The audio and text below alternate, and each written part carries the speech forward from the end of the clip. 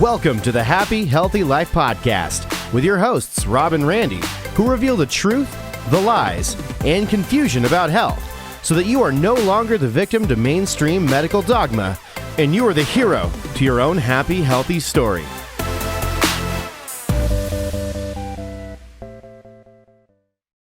Hey there, you guys. Welcome to the Happy Healthy Life Podcast with your host, Rob and Randy. Hello. What's up, guys? Happy Healthy, what is today? Happy Healthy Tuesday for us right now as we're recording this. Healthy Tuesday. Absolutely, man. And really quickly, we've been getting a lot of great feedback from our audience and listeners. So thank you if you're listening. We appreciate the feedback. If you have not, rate us, review us, share this podcast. We are making an impact. You're helping us do that. So thank you. Yeah, absolutely. Thank you for doing that, you guys. And today is going to be one of those podcasts that you're going to want to come back to, because today we're talking about the 3 things that you can do to really boost your metabolism. I know a lot of people think about metabolism as being a way to lose weight. We're going to shed some light on exactly what it is and how really boosting your metabolism is all about your health. Everything that we talk about is always going to be about your health and how to live a happy, healthy lifestyle. And as we get into it, we have a shout out. This is one of our clients here at our Happy Healthy office in Grapevine, Texas. This is from Brooke, and we're going to show you how to get some results like Brooke. And here's what she said. She said, "This has been the most incredible life-changing experience." We love to hear that.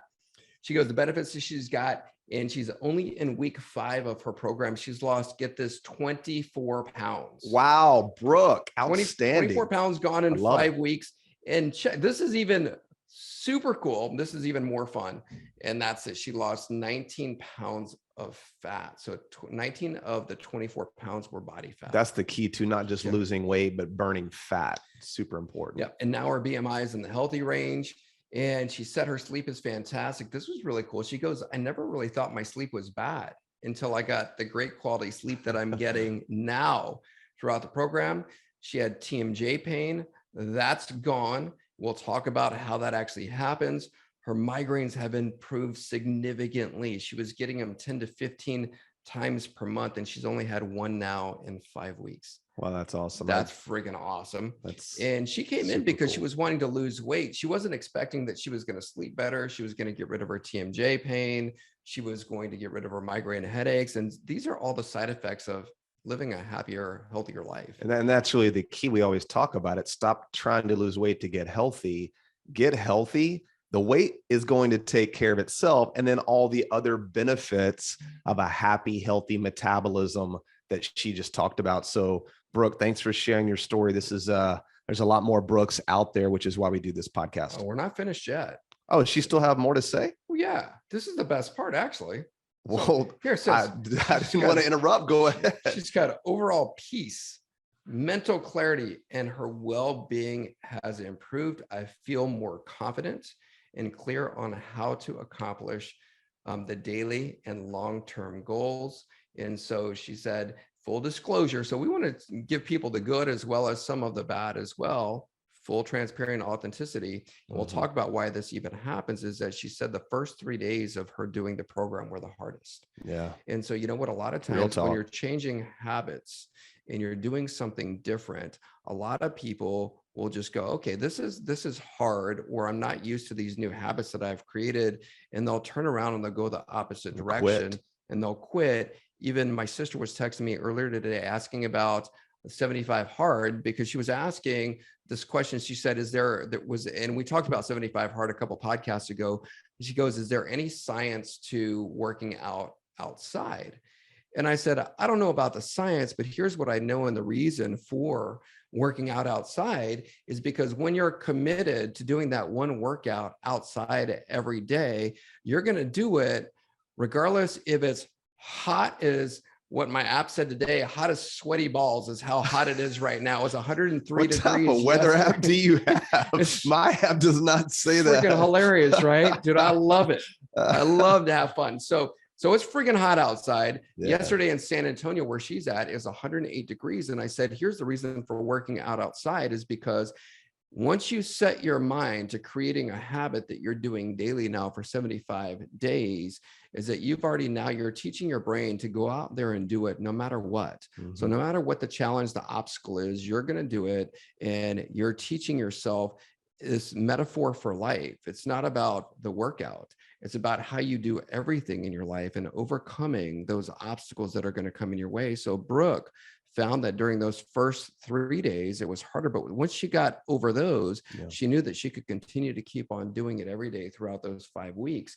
And she goes, so if you're looking for a quality of life improvement through weight loss, rest, mood stabilization, or overall inflammation and pain reduction, I highly recommend giving this program a shot. You won't regret it. Wow. So let's pull back the curtain and show and allow the listeners to hear about what is it that we tell people, or what is it that they can be doing, regardless if you come into our office or not, to really get your metabolism going. And as we begin, here's what I'll start. And here's what we tell every one of our clients. And by the way, before we even go there, what we're about to say isn't necessarily going to sound easy. It may even seem daunting. You may hate us when we tell you the first one. You may turn us off immediately. And you probably know what we're about to say. It's not sexy. It is what it is. But remember, in life, it's never easy hard. Yep. It's always hard, easy. So this may sound hard, it's going to create an easier life for you once you get through the hard. So bear with us.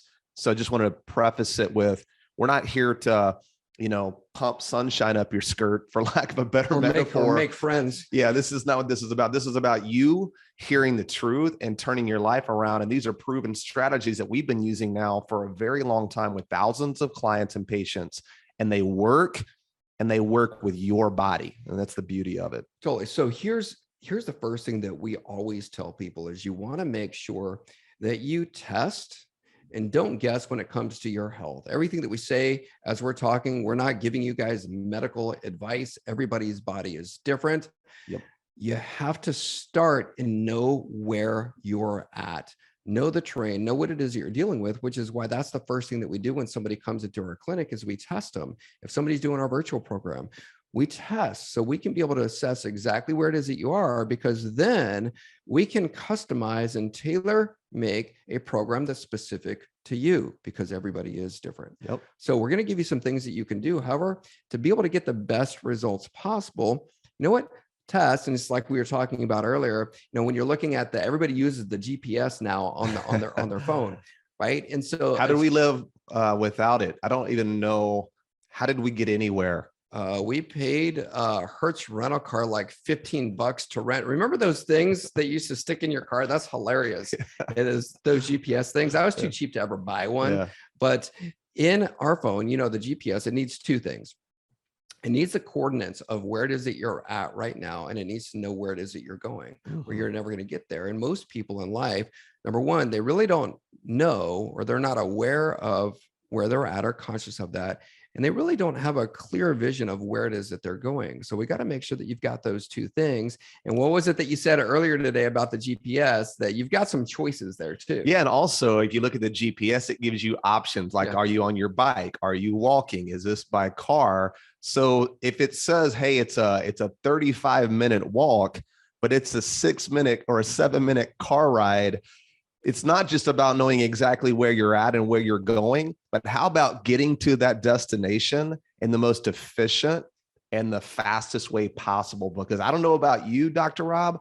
I don't know that I want to be my happiest, healthiest version 35 minutes down the road when I can be there in 7 minutes. Yeah. So let us guide you and help you to be able to do that. We've been there. So it's because we've been there that we can be able to help people get to where they want to go. So 3 things to help jumpstart your metabolism. Here all right, it's going to be fun. We go.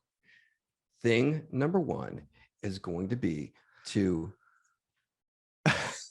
I don't even want to say it because people are going to be like, shit. But they know. Yeah, okay. It's everybody knows this. Everybody knows. Everybody knows. It's cognitive dissonance at its highest level. You're driving in your car right now. You know what we're going to say. So it's eliminate sugar. Yep. And this is probably the one that they don't know. They don't know this one. So let's just stay on the sugar one right now. Okay. Yeah, and we'll hit the second part. But everybody knows you should not be eating sugar. And there's a lot of reasons why. We're going to dive into some of those and what they do, not only to your health, but to your metabolism. But if you're eating processed sugar, you are killing yourself. Yeah, and it's really defined as glucose, right? Because there's different forms of sugar. You've got fructose, comes from fruit. You've got galactose. It comes from, what does galactose actually come from? I don't remember that. Galactose, that's in goat milk. Yeah, it's in goat milk. Yeah. And then you've got lactose, which is the one that's cow in dairy, milk. cow milk. Yeah. Every single one of those is converted into this thing called glucose. And then glucose is what the cell uses to turn it into energy. Yes. Right? Through metabolism. That's why a lot of people who think, and we talked about this last time, is, diet is all about calories in, calories out, exercise more, eat less. Really, it is not. It's all about the quality of what it is that you're putting into your body and how it is that you're putting that into your body. So what glucose will do is that when you consume it and it goes into your body, what it does is it causes the hormone insulin to go up.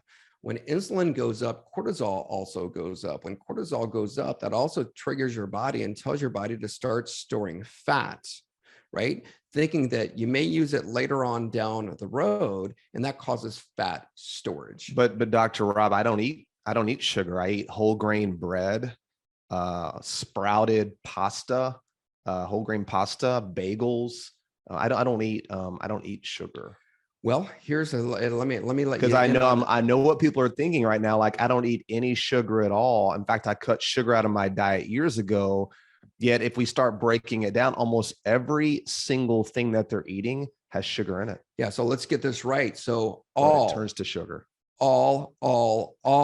How can I say that better? All carbohydrates turn to glucose. You got it. That's the final end product. As it breaks down, it's going to get to glucose. In fact, a piece of wheat bread actually turns to glucose quicker than just pure table sugar, sucrose. How crazy is that? So when that happens, and when the glucose levels go up and insulin goes up, what is that doing to the body? Yeah, well, remember, insulin is a bulking hormone. Now, insulin's not the villain here. Let's don't vilify insulin. Insulin is doing exactly what it should be doing, which is making sure that your blood sugar doesn't get too high. In fact, if you don't know this, your blood only has about a teaspoon of sugar in it at all times. So you can imagine if you're eating tablespoons full of sugar and processed food, what that's doing, you're causing your insulin to have to work overtime to keep the blood sugar from going too high. So when you eat, you get an insulin response. It's going to raise up. It's going to bring blood sugar back down to normal. And that's an okay phenomenon. However, here's the problem: is sustained, consistent, elevated insulin and high spikes of insulin through the use of processed refined carbs, carbohydrates, and processed refined sugar. And one of the worst of those, Dr. Rob, we talked about it earlier today. There's a whole new condition now called non-alcoholic fatty liver disease. And it's, you think, well, how did I get a fatty liver? I don't even drink alcohol. It's from the sugar fructose, high fructose corn syrup. So glucose and sugar will raise insulin. Fructose causes insulin resistance, specifically in the liver. So not only is your insulin elevated, now your body's insulin resistant to it. So you'll end up getting a fatty liver, as if you've been drinking liters and liters of whiskey. You may never have had a drop of liquor in your life, yet now your liver is completely fatty and shutting down with elevated enzymes. So fructose is in almost every single thing. If you look at corn syrup, that's fructose. You look at high fructose corn syrup. One of the biggest offenders is agave. So you guys, agave nectar. Years ago, people were like, you know what? I'm getting my sugar from agave nectar, right? Because it's organic, natural. It's organic. And let's be clear here as well. A lot of people will be like, well, I'm eating organic cane sugar. It doesn't matter if you're eating organic cane sugar or sugar. It is still sugar. It's still going to turn into, it's still glucose. Yeah. And so it's like you can put lipstick on a pig, but at the end of the day, the pig is still a pig. A pig. So for you guys, it's still having an impact there. And yeah, agave, one of the worst things out there to put into your body because of the impact that actually has on the system in your body. It's almost all fructose. But by the way, I prefer my agave from tequila. That's a whole nother podcast. We'll leave that one alone for right now. But yeah, so you have to be aware, and you'll see if you're eating a lot of processed foods, packaged in canned foods, meal replacement shakes and bars, protein bars, you'll see in these foods, there's going to be sugars, corn syrup solids, dextrose, maltodextrin, some type of nectar. They'll even come out and call it something that may even try to confuse you. But in almost everything that's processed, it gives it shelf life and it gives it taste. Not even to mention all the artificial sweeteners, which still stimulate the brain to secrete insulin. So you're not getting away with the artificial sweeteners either. But you have to be aware of this. And one of the most simple, most powerful things that you can do to turn your health around is to eliminate processed sugar. Absolutely, because here's the real talk on it.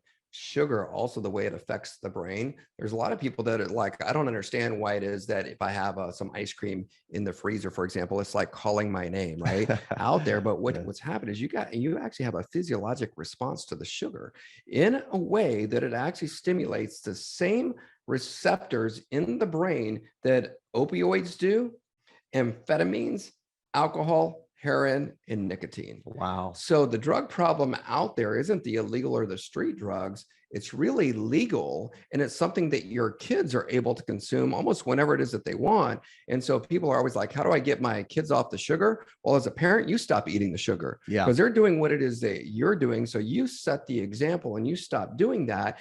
And I'll tell you this is that when you start doing that, because you're no longer triggering those centers in the brain, you stop craving it.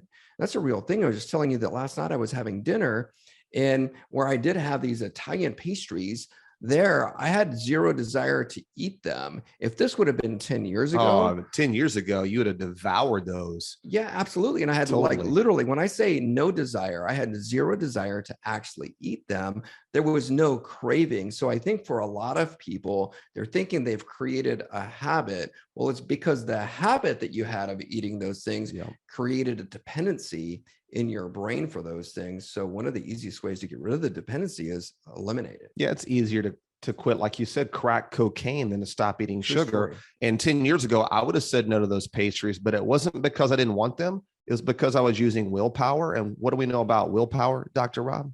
It will let you down. Absolutely. Guaranteed. I was still burning sugar and I wasn't fat adapted, which we'll get to, which was one of the key components to a healthy metabolic rate. So a second part, do you want to move on to the second part? Do you want to? Well, real quick, I want people to understand this because this is huge when it comes to your health. This right here is out of Harvard Medical School. Here's what they said is that 80%, because we're not just talking about weight loss, we are talking about your health. They said that 80% of all human cancers are driven by the effects of glucose and insulin because they stimulate the proliferation, the migration, and the invasiveness of all types of cancers. So is there any wonder right now why there's so many people who are being diagnosed with cancer and ultimately dying from cancer? Because right here, this also shows and says that Americans consume up to 150 pounds of sugar annually. Heavens. That's 150 crazy. pounds because they're getting it from the grains.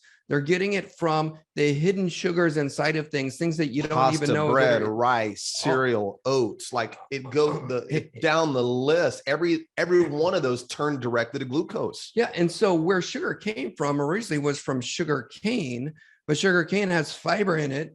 And people would just eat that and just suck on the sugar cane. They said that for one can of Coke or soda that a kid would drink today, it would be equivalent to eating 8.5 feet of sugar cane for one can of soda. That's why without any of the fiber. That's why context is important when you start looking at something. In fact, I was even talking to my neighbor last night, going back to the cancer. By the way, cancer cells have I believe 16 more receptor sites for sugar than a healthy cell. And my neighbor's going through chemotherapy right now in cancer treatment. And they're telling him, you got to eat as much as you possibly can to keep your weight up. It doesn't even matter what he's eating, but they've got him eating low fat, high carbohydrate diet to keep him heavy. To feed the cancer. And they're having it, which we're going to talk about this later, talking about they're having him eat at least 5 times a day to keep his weight up. Yet that's literally killing him as they're going through and providing him those treatments, which are obviously toxic to his body and not even addressing the metabolic component to his cancer, which we know he even said he just got his PET scan and the radioactive dye is full of glucose because the cancer cells take up that sugar so you can identify the growth of the cancer. Are you freaking kidding me? Do you guys get that? And they know this. Yes. So that's why a PET scan does what it does. Yep. Because the sugar or the sugar is going directly, or the cancer is like literally going directly to the sugar, and it's showing you exactly where the cancer is inside the body. You got it. And the healthy cells aren't taking up near as much of it as the cancer cells, which is how you can identify it. So that's a real thing. And so doctors know this stuff. We have to know it and we have to implement it. So cancer is a preventable condition in most situations. So it's not about losing weight. It's about getting healthy. There's no way you can really be healthy on the inside if you're constantly consuming processed, refined sugar and carbohydrate. Absolutely. And so if this is what a typical day looks like for you, this is going to keep the insulin up. And in the next one, we'll talk about it even more. But if you're consuming, for example, a banana for breakfast, guess what? Fructose. Okay. And then at lunch, you're having a sandwich with your whole grain bread. Guess what? Glucose. And then for dinner, you're eating pasta. Okay. And so guess what that is? Glucose, not to mention the snacks that you're doing in between there, which is going to bring us to one of the next points that we'll talk about here in just a minute. But think about that. You're keeping your insulin levels high all day. Glucose, glucose, glucose, glucose, glucose. Yep. That's why we've got an issue here. So huge eliminate issue. The sugar. That's the first thing. And then the next one. The next one, and it's just as important too, is the elimination of all seed oil.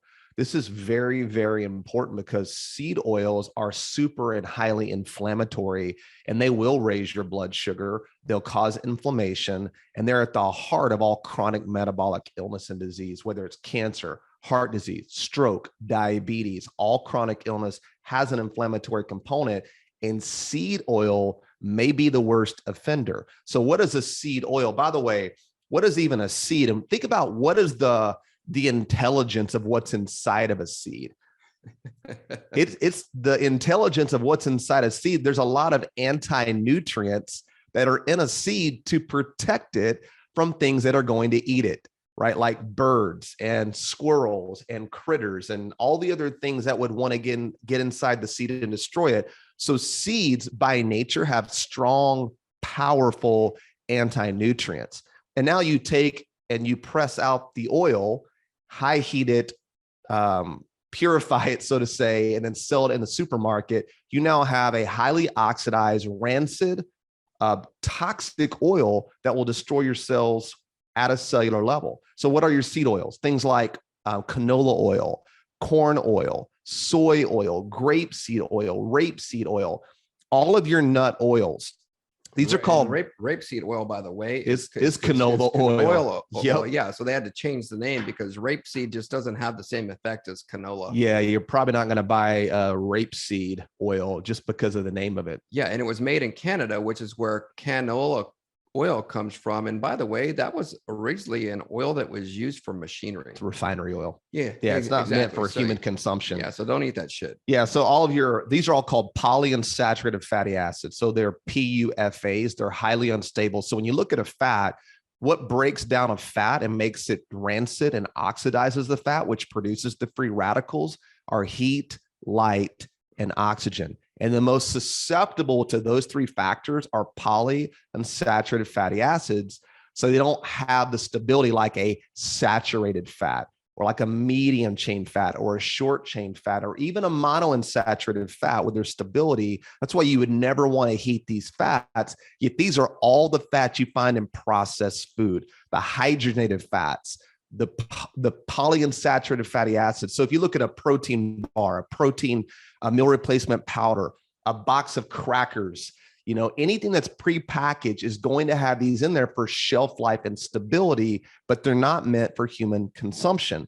So you really want to focus on cooking more with your more stable fats that are solid at room temperature, things like rendered animal fats, grass-fed butter and ghee. Obviously, our favorite choice, SCT oil, short chain triglycerides, the most stable and healthiest fat in the world because of its stability under heat, a 500-degree smoke point, plus all the nutrients. It's a real food product, but things of that nature are what you want to cook in and begin to eliminate all these inflammatory fats. And so I was telling you about my friend and our friend, Dr. Taylor, a good friend of ours. He's got an amazing podcast, super smart dude. And he's got a lot of Irish lineage in him. And he can't go out in the sun.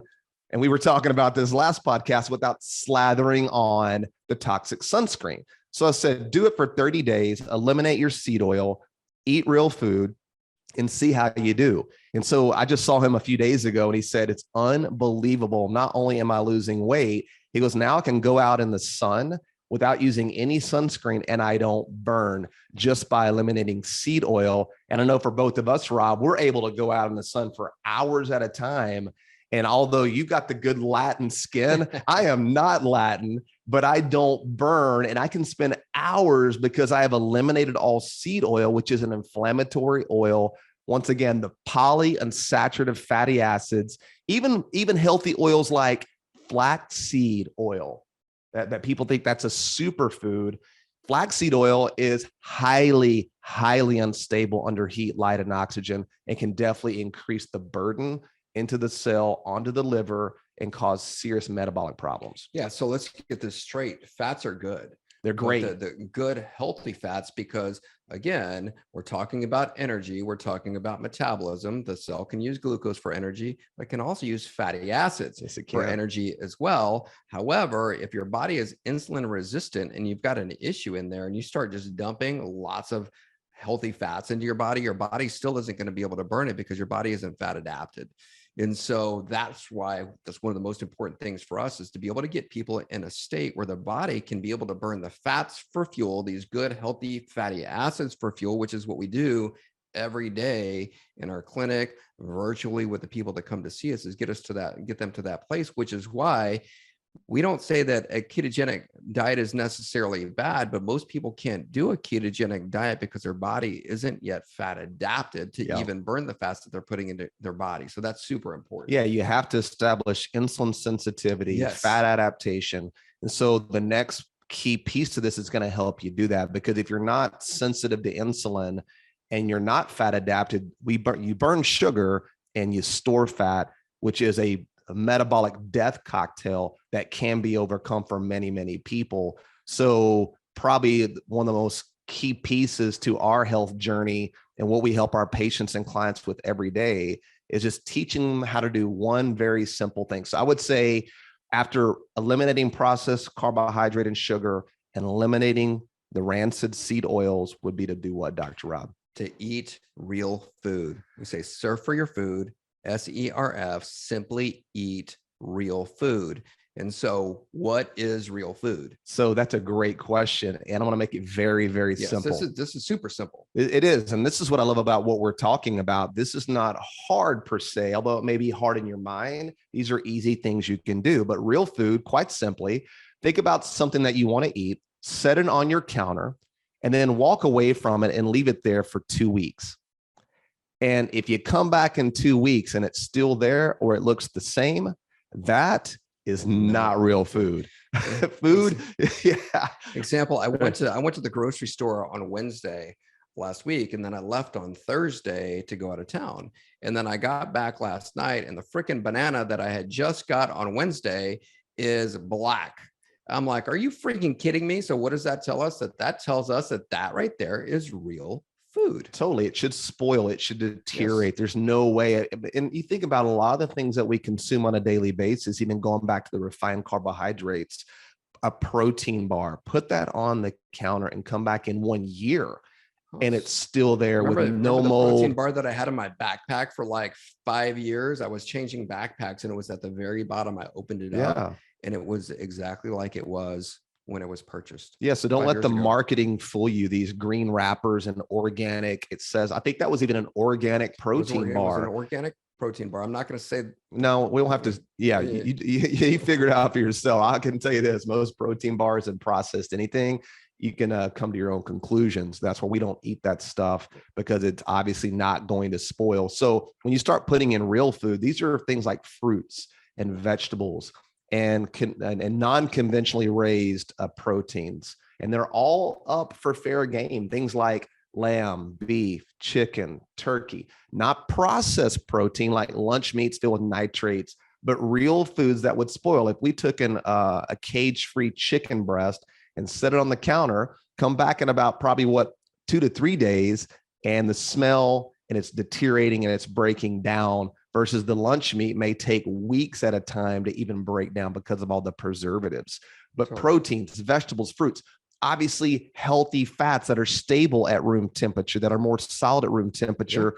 These are all the foods that you start putting into your body. Number one, your body knows what to do with them. It's got all the vitamins, the nutrients, the antioxidants, the fiber, all the things that your body knows what to do with it, versus putting something in that's fake. What is your body having to do? You're literally recruiting your immune system to attack something fake, and your immune system shouldn't be overdriven by fake food. It should not be really involved in the digestion process.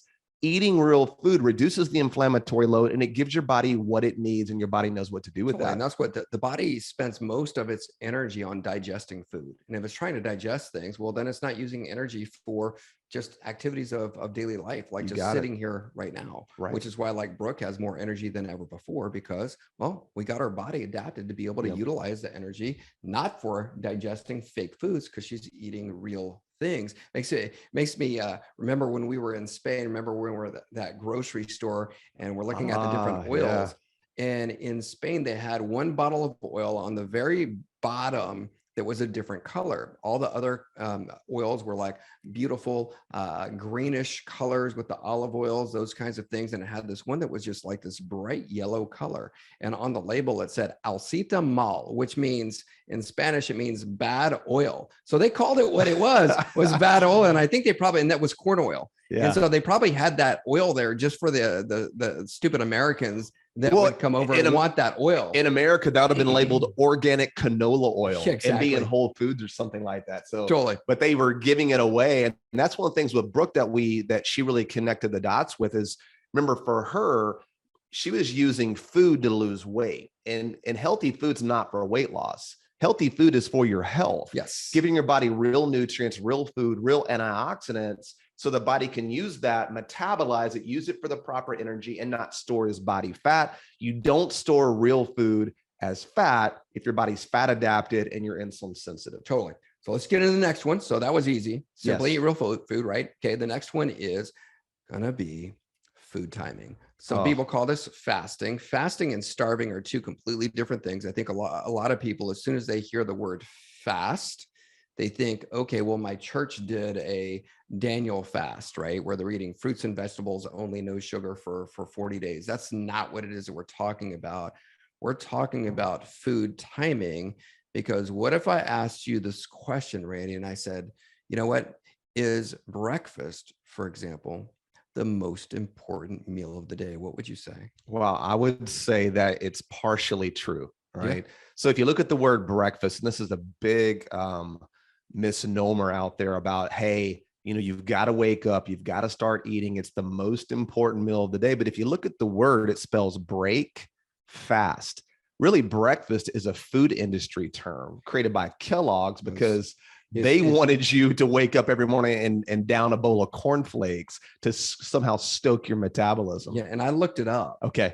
Earlier. So John Harvey Kellogg was a Seventh-day Adventist that had developed these cornflakes. Okay. And so because he wanted people eating these cornflakes, he started the advertising campaign that said breakfast is the most important meal of the day. Start it off right with this. Wow. And it was Kellogg's breakfast cereal. Big food. Breakfast. And guess what? Just like the number one we talked about. Well, what is a cornflake? Cornflake is sugar. It's sugar. It's straight sugar. And now it's genetically modified. And you're starting your day off like that. You got it. So you think about that. So we know breakfast is a food industry term. Yes. You know who breakfast is great for? It's great for big food. It's not great for you, because if you look at the word break fast, it's not waking up and eating first thing in the morning. It's what are you breaking your fast with? And you really should never wake up hungry. And if you are, you're metabolically in big trouble. You're either already a diabetic or you're going to be a diabetic. Yeah, that's telling you that you're a sugar burner. You burn sugar. Your body's asking for sugar. You are inflamed. And if you're waking up hungry metabolically and hormonally, you're in really big trouble. The good news is you can turn it around by doing what we're telling you to do.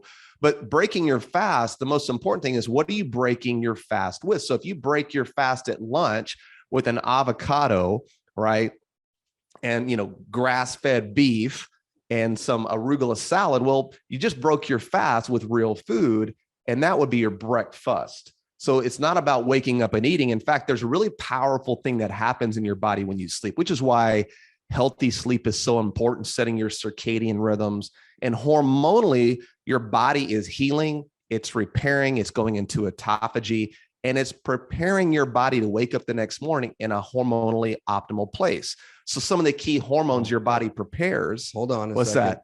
People are probably going, what in the heck is autophagy? Right? Yeah, just disregard it. They don't even know what that is. Yeah. And so autophagy is basically when your body is taking bad damaged cells and renovating them. So it's taking the parts and then creating good, healthy cells with the parts. And so when you're doing this type of eating and you're eating real food, you're eliminating the sugar, you're helping your body to get into the state where it's using the parts of those bad cells to be able to make good, healthier cells. Yeah, which is what we want. You tap in a stem cell, and that only happens really in a fasted state. So while you're sleeping, you should have plenty of hours to be fasting versus eating, secreting insulin, and becoming huge. So so your body's in this place of healing and repair, and it's preparing certain hormones to get you started for the next day. And it's called the dawn phenomenon. And it totally makes sense if you think about our ancestors. So human growth hormone, cortisol, adrenaline, those hormones are prepping your body. It's almost like a little mild fight or flight response, because it tells your liver to release glucose to your body for energy, because you should be waking up back in the day as a hunter and a gatherer, not waking up and eating. So your body's not preparing you to wake up and eat. It's preparing you to be focused, to have energy, to be a hunter and a gatherer. The last thing you need to be doing is eating a bunch of food and carbing up to fuel your body when your body's already got plenty of fuel that it's using for those purposes, if that makes any sense. Right, which is why it'll create a better mood.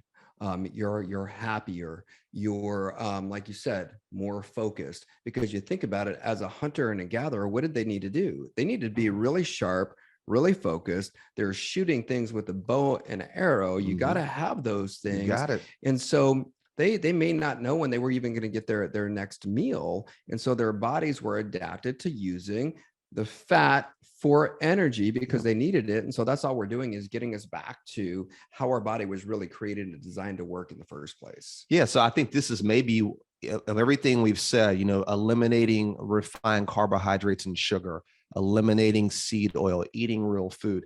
This may be one of the most critical pieces to the metabolic puzzle. And I'll tell you why. And it really goes back to what we talked about with sugar and insulin. I was even looking at studies and research, and what they're showing us, there was a huge shift from the 70s into the 90s with the frequency and the meal timing. So back in the 70s, really families would eat 3 squares. Maybe there was a breakfast, lunch, dinner. Even our ancestors, maybe there, like you said, there wasn't food. There was fasting at times because you didn't have anything to eat, but you weren't eating more than 2 to 3 times per day. Fast forward, as we went into the 90s, there was this whole new trend of cutting out your fat, increasing your carbohydrate, and snacking to somehow bump up your metabolic fire, right? To increase thermogenesis and to keep your blood sugar stable, which is completely insane. So you're going to be eating and snacking all day long to lose weight. And now we're more obese than we've ever been, because every time you eat, really no matter what you eat, you still secrete insulin. So before, there would be a breakfast that you would eat, maybe you get an insulin spike. Then 3, 4, 5 hours later, it would go back down to baseline. You would have another meal, spike it up again. Then another 3 to 4 hours would go back down to baseline, and you would have your dinner and you'd be done. And that was all happening really within 8, 10 to 12 hours of your day. So you had a full 12 to 14 hours of not eating, and insulin can come back down to baseline. Here's the problem when you snack. Every time you're snacking 5, 6 times a day and eating, you're secreting insulin. So you never, ever get a chance for insulin to come back down to baseline. There's another hormone called glucagon that your body releases to tell your liver to release glucose to your blood to keep your blood sugar stable. Your snack isn't food, it's glucagon, but glucagon can only release when you're not eating. And if you're eating and snacking all day long, you keep elevated levels of insulin, and that's called hyperinsulinemia, where you're never, ever getting your insulin to come back down to baseline. So what happens over time, you keep doing that, you create insulin resistance, which is medically termed type 2 diabetes. Exactly. Insulin resistance, fat storage, obesity, heart disease, cancer, you name it, all of those things right there, which is why this is so important. This right here for me was a game changer because I snacked like crazy.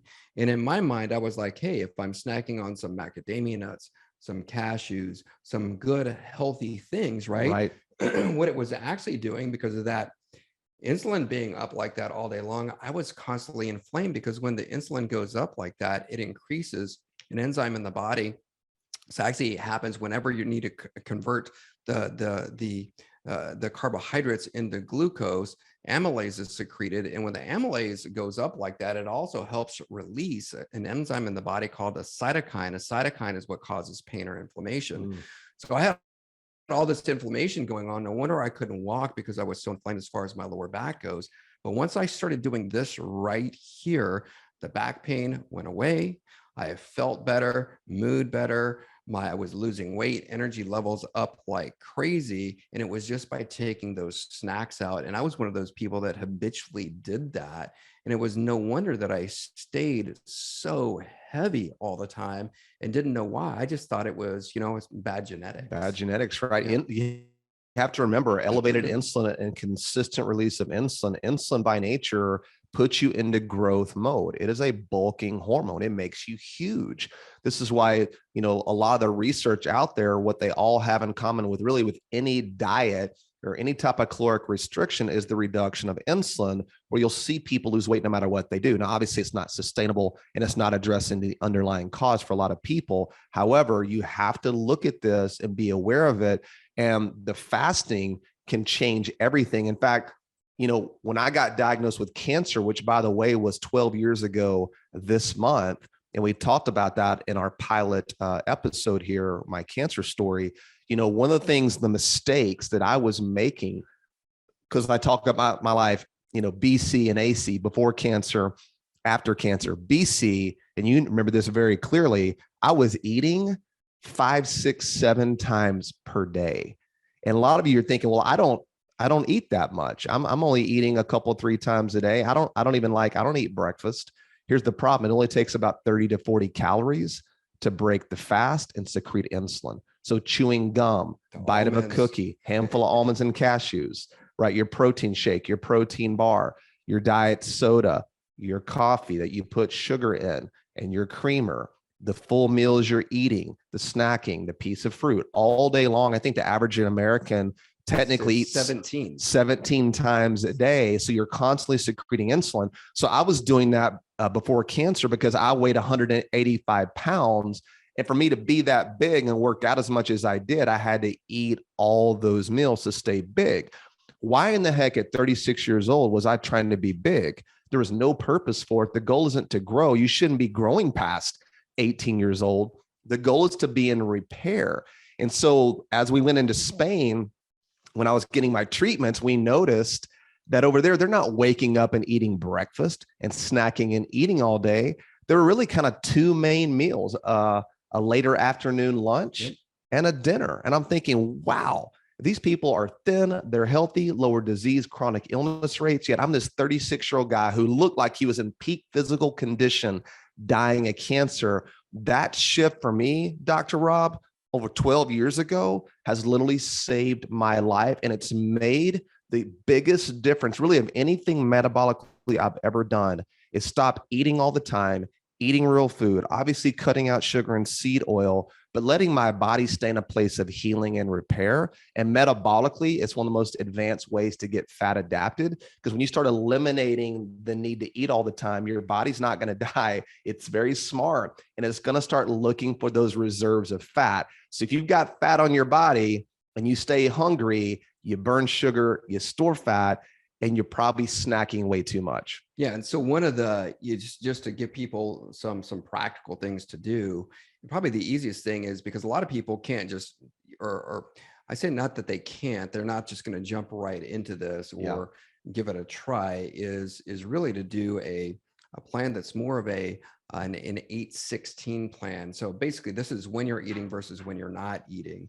So you've got a window of 8 hours that you're eating. So if you wait, if you start your break fast at 8 or at 12 noon, then you would eat your meals, your 3 meals between 12 noon and 8 o'clock at night. Yeah. And then from 8 o'clock at night all the way to the next day, that would be 16 hours. And that's when you're not eating. Yeah. So that could be a way to do it.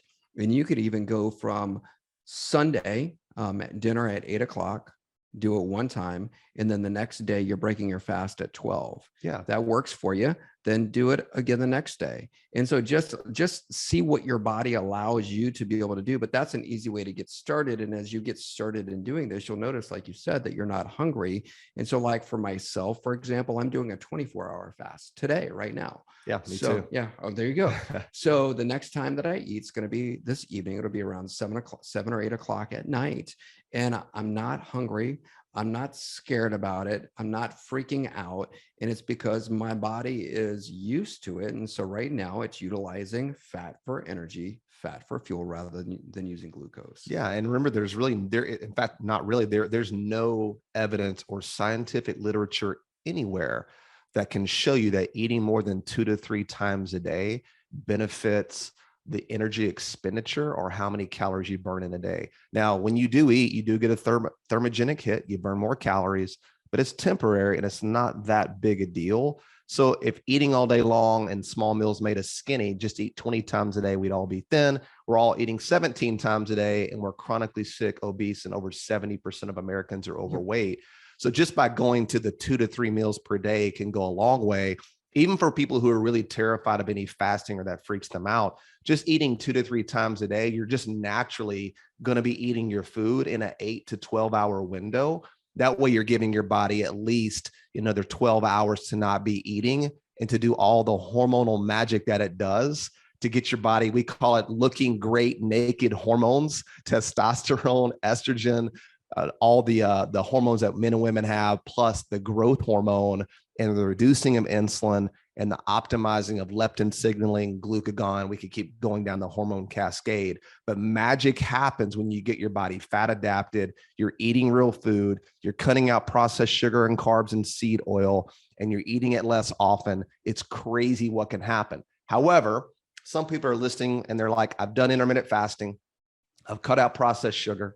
I try to focus on eating real food. I'm exercising and I still feel stuck. And for a lot of those people, which we've dealt with over the years, there's really maybe a real metabolic need that needs to be addressed, because we know that food and exercise play a role in our metabolism, but that's only about maybe 20 to 30% of your metabolic rate.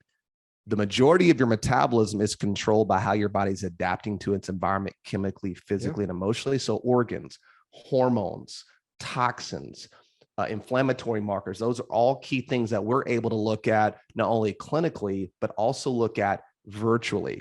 So it's really creating a brand new hypothalamic weight set point for a lot of people where their brain can see them at a new weight, and then supporting that with the proper fat adaptation protocols and getting their body insulin sensitive again. So if you're listening and you feel like, hey, maybe I need more help, reach out, let us know. Maybe there's something we could do to help them turn that around. Yeah, absolutely. Just DM us, ask us, and we're here to help. If you have any other questions, health related questions, always DM us on all the socials, Happy Healthy Guys, and or I can go to happyhealthycentral.com as well. You can find us, and we're happy to help you. That's what it is that we do, why it is that we do what we do, so that we can be able to help you live a happier, healthier life. So with that being said, I know you're probably going to want to go back and listen to this one again. There was a lot of information in there. However, it's super important so that you can be able to live the happiest, healthiest life possible. We're out.